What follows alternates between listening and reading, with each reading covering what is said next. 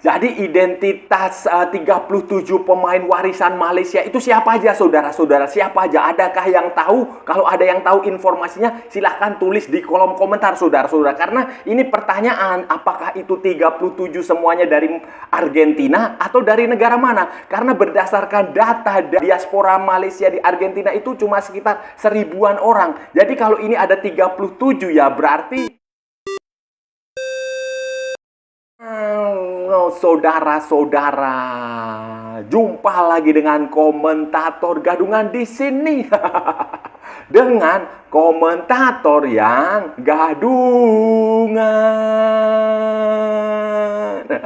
Seperti biasa, saudara-saudara, seperti biasa. Kalau kita sudah bertemu, pasti akan ada yang kita bicarakan. Akan ada yang kita perbincangkan, kita ulas, kita analisis, kita cakap, kita bacotin, kita kipahin. Kita cangkeman tentang sepak bola di seputaran Asia Tenggara. Di negara-negara tetangga, negara-negara sahabat, negara-negara jiran, negara-negara serumpun. Indonesia, Malaysia, Thailand, Vietnam, Laos, Myanmar, Kamboja, Filipina, Brunei Darussalam, Singapura, Timor Leste, Australia, Wakanda, Konoha, negara api, negara angin, negara air, negara dongeng.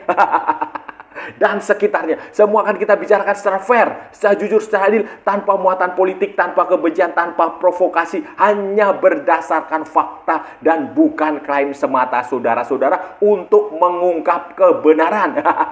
Tidak ada hoax, tidak ada hoax, tidak ada hoax, dan tidak lebay. Baik yang sudah lama sekali maupun yang terkini. Bebas saudara-saudara, bebas, bebas, bebas, bebas, bebas. Yang penting sopan.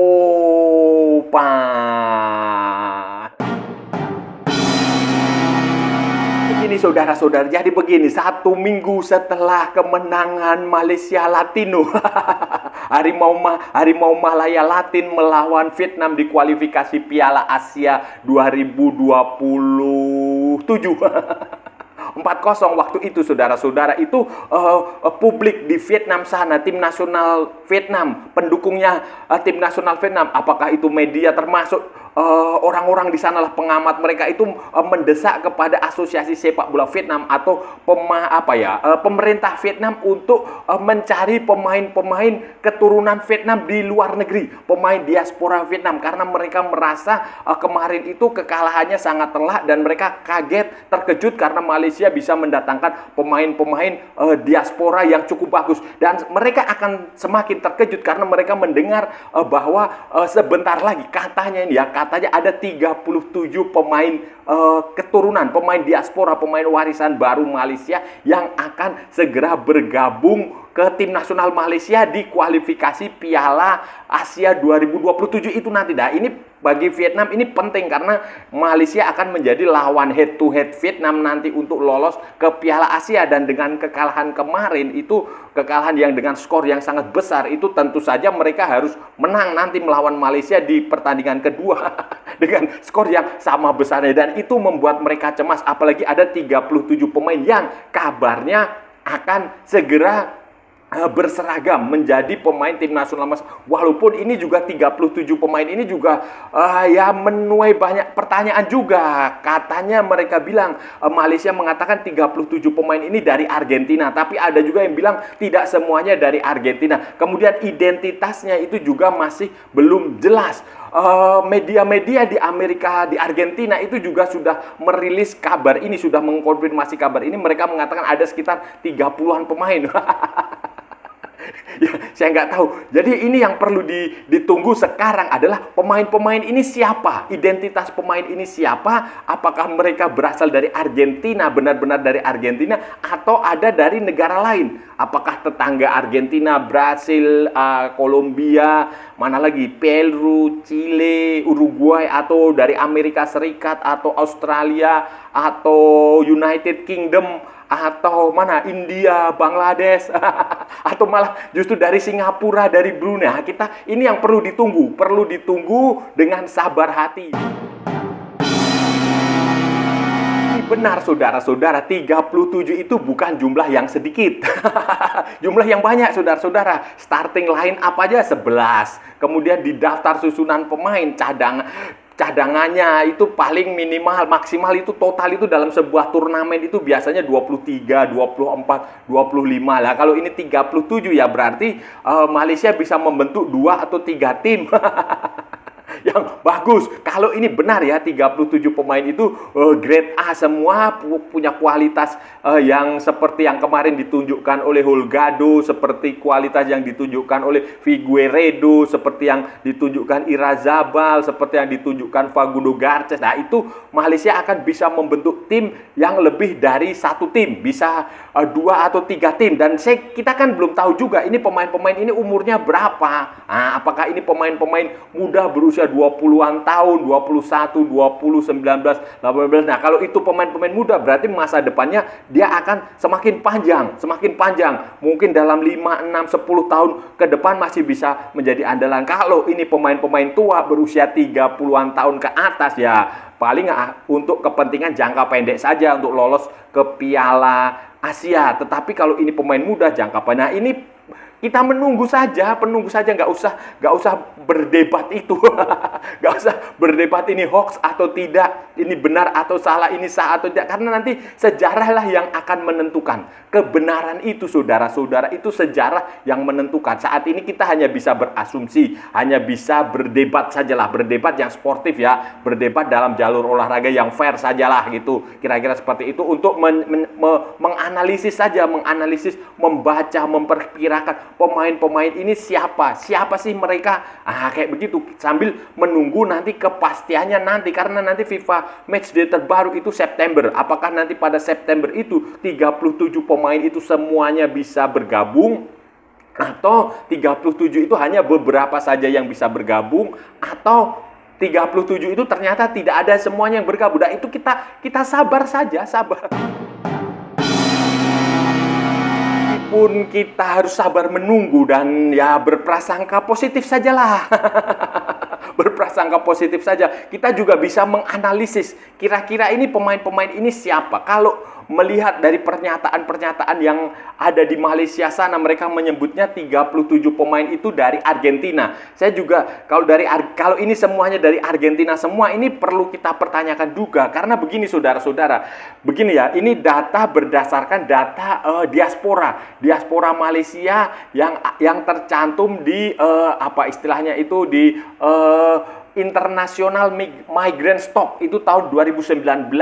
Kemudian ada lagi di Migrant Policy Institute itu tahun 2020. Itu diaspora Malaysia itu sekitar 2 juta di seluruh dunia. Di seluruh dunia itu sekitar 2 juta. Dan yang paling banyak itu diaspora Malaysia itu ada di Singapura dengan sekitar 950-an.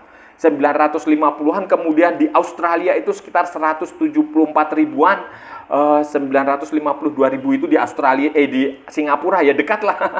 Tinggal menyeberang selat aja kan, itu tinggal menyeberang jembatan itu, apa itu, Causeway, ya itu. Kemudian United Kingdom itu di Inggris, di Britania Raya sana itu ada sekitar 84 ribuan. Kemudian di Amerika Serikat itu ada sekitar 77 ribuan. Kemudian di Brunei Darussalam itu ada sekitar 52 ribu. Kemudian ada lagi di Kanada itu sekitar 27 ribuan. Kemudian di Cina itu sekitar 26 ribu. Di Taiwan itu sekitar 24 ribu. Di New Zealand, Selandia Baru itu sekitar 17 ribuan. Di Hong Kong sekitar 16 ribu. Di Korea Selatan itu ada sekitar 13 ribuan. Dan di Indonesia itu ada sekitar 12.500-an, ya sekian orang diasporanya Malaysia. Sementara India itu juga 12 ribuan, Jepang itu sekitar 11 ribuan. Lalu Argentina di mana? Argentina itu jauh sekali saudara-saudara. Diaspora Malaysia di Argentina itu sekitar 1000-an orang. Sama dengan di Spanyol. Di Spanyol itu juga 1000-an orang, saudara-saudara. di sekitar 1000-an orang. Jadi ini jauh sekali. Pertanyaannya, kalau ada 37 pemain diaspora Malaysia di Argentina, sementara total jumlah diaspora Malaysia di Argentina itu hanya ada sekitar 1000-an, itu kan berarti sekitar 3,7%. 3,7% saudara-saudara, ya kan? Dan itu apakah logik gitu loh? Apakah masuk akal? Apakah make sense? Nah, itu yang perlu kita tunggu saja nanti perkembangannya. Apakah ini benar-benar dari Argentina atau dari negara-negara lain? Kalau kemarin itu kan Facundo Garces 1, kemudian si Holgado 1, berarti kan 2. Nah, dari Argentina ya masuk akal. Karena dari 1000 kalau ada 2 orang, ya masih make sense lah, 0,2 ya, 0,2 atau 0,02 itu masih masuk akal, saudara-saudara. Atau Irazabal dari Spanyol yang ada 1000 diaspora itu masih masuk akal. Tetapi kalau 37 itu kan banyak, saudara-saudara. Banyak, itu bisa membentuk 2-3 tim seperti yang saya bilang tadi, dan itu juga ya apa masuk akal gitu. Makanya itu kita tunggu saja nanti perkembangan selebihnya. Kalau itu 37 pemain itu semuanya misalnya berasal dari Australia, itu masih sedikit masuk akal. Atau dari Singapura atau dari United Kingdom, itu masuk akal. Tetapi kalau cuma misalnya ada 1 atau 2 dari Argentina, ya itu logis. Kayak misalnya yang dari Finlandia si Noalen itu kan pemain Finland itu hanya sekitar 500-an diaspora. Kalau hanya ada 1 pemain seperti Noalen, ya cukup logik, cukup masuk akal. Itu saudara-saudara maksud saya. Brasil juga ada sekitar 2.900-an diaspora Malaysia. Kalau ada 1 pemain Figueiredo berasal dari sana, ya itu cukup masuk akal, cukup bisa diterima dengan nalar, bisa diterima dengan akal saya. Tetapi kalau hanya ada 1000 diaspora, kemudian ada 37 pemain, nah itu ya apakah semua pemain diaspora yang ada di Argentina itu semuanya main bola? Kan nggak juga, saudara-saudara. Negara-negara yang punya diaspora tersebar ke seluruh dunia seperti itu enak, saudara-saudara. Enak untuk mencari pemain diaspora itu enak. Tinggal butuh keinginan, polisi, kebijakan dari negara itu untuk benar-benar serius mencari pemain-pemain diaspora. Karena kalau itu ada, kita tinggal mencari. Kayak misalnya Filipina, itu kan diaspora Filipina kita tahu sendirilah. Orang-orang di Filipina itu tenaga kerjanya kan ada di seluruh dunia. Di Dubai itu isinya orang Filipina semua. Di restoran atau di rumah sakit. Di Qatar itu juga isinya orang Filipina. Kapal-kapal pesiar itu juga isinya orang Filipina. Indonesia juga sama. Diasporanya itu, pekerja-pekerja Indonesia itu banyak sekali di seluruh dunia. Keturunan Indonesia banyak di Belanda. Itu memang logiknya seperti itu. Logiknya seperti itu. Malaysia itu juga logiknya ya memang di negara-negara sekitar Britania Raya, UK, kemudian Australia, Singapura, itu logik kan, dan berdasarkan data juga memang ada di situ. Amerika Serikat itu juga, kalau Amerika Serikat memang seluruh dunia ada di situ itu. Nah, ini negara-negara yang punya diaspora seperti ini tuh enak. Mereka tinggal mencari saja, membujuk, yaitu butuh ketelitian. Tetapi bagi negara-negara yang diasporanya sedikit, kayak misalnya Vietnam yang kita tahu negara ini selama bertahun-tahun agak tertutup. Itu agak sulit memang, sulit mencari pemain diaspora Vietnam.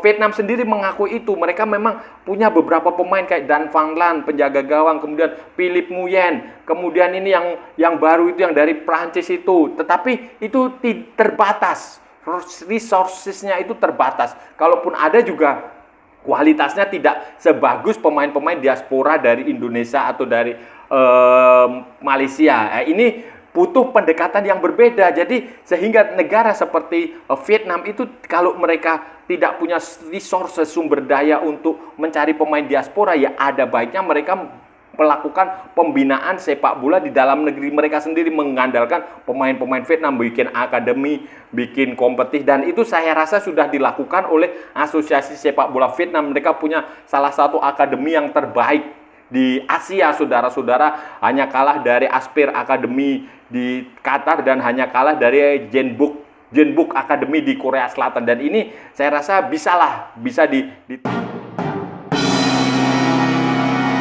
saudara, terakhir, dengan banyaknya pemain diaspora, pemain keturunan, pemain warisan, pemain apalah itu, naturalisasi yang menyemarakkan sepak bola di Asia Tenggara itu bagus. Bagus, saudara-saudara, bagus. Karena nanti kalau kualitas sepak bola di Asia Tenggara semakin rata, itu kan persaingannya akan bagus. Ini saya sudah sering mengatakan ini, dan saya nggak akan pernah bosan untuk mengatakan ini. Jadi kita sebagai negara-negara Asia Tenggara itu kita harus berkembang gitu loh. Jangan saling hina, jangan saling hujat, jangan saling gontok-gontokan istilahnya begitu. Jangan saling menjatuhkan, jangan saling merendahkan. Tidak, justru bekerja sama. Justru bekerja sama itu akan bagus, kekuatannya justru di situ. Anda lihat sepak bola di Amerika Selatan itu, walaupun dia kontinennya kontinen Amerika, tetapi dia punya konfederasi sendiri, dan konfederasinya hanya terdiri dari 10 orang anggota. Walaupun di Amerika Selatan itu juga ada Guyana, ada Suriname, ada mana lagi? Nah, itu saudara-saudara, itu karena mereka bekerja sama pada awalnya, sehingga mencapai sepak bola yang seperti sekarang ini itu butuh proses. Dan kalau Asia Tenggara itu bekerja sama dengan baik, saudara-saudara, sepak bolanya berkembang dengan bagus, ya bukan tidak mungkin suatu saat nanti Asia Tenggara akan menjadi konfederasi sendiri.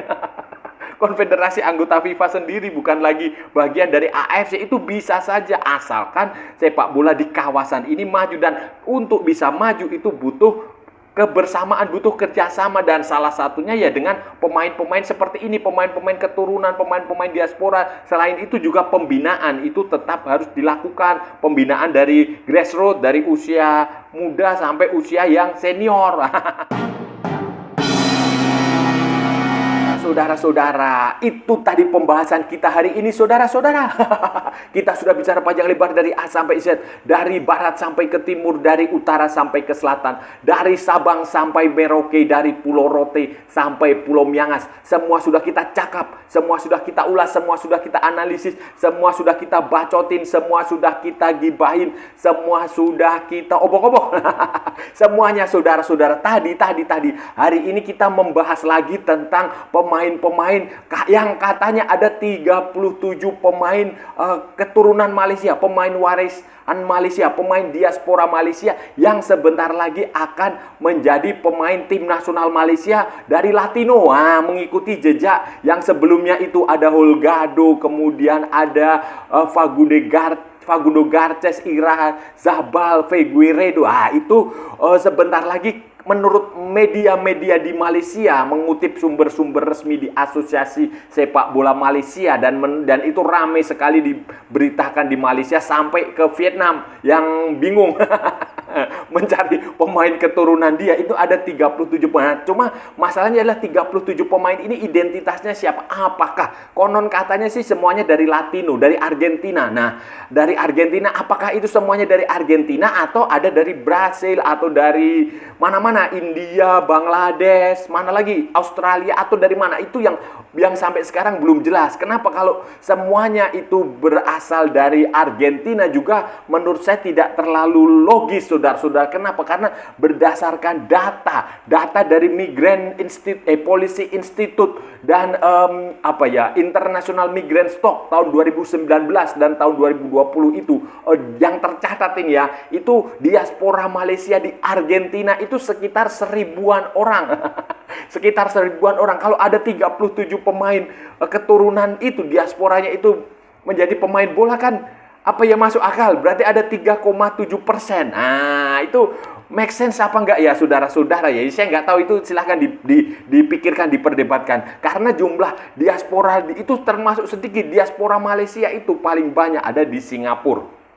Di Singapura itu sekitar 950-an ribu. Kemudian di Australia itu ada sekitar 174-an ribu, 175 ribu. Kemudian di United Kingdom, UK, sekitar 84-85 ribu. Kemudian selanjutnya di Amerika Serikat ada sekitar 77-an ribu. Kemudian di Brunei Darussalam ada sekitar 52 ribu. Bahkan di Indonesia itu ada sekitar 12 ribuan orang, saudara-saudara. Nah, ini cukup masuk akal kalau diaspora Malaysia, kalau Malaysia Football Association Malaysia menemukan pemain warisan dari Singapura, dari Australia, dari Amerika, dari Brunei, dari Indonesia, itu masih sedikit agak masuk di akal. Tetapi kalau ini dari Argentina, apalagi jumlahnya 37, ini perlu diperdebatkan karena ya itu terlalu banyak lah. Apa iya masa semua pemain, semua diaspora di sana semuanya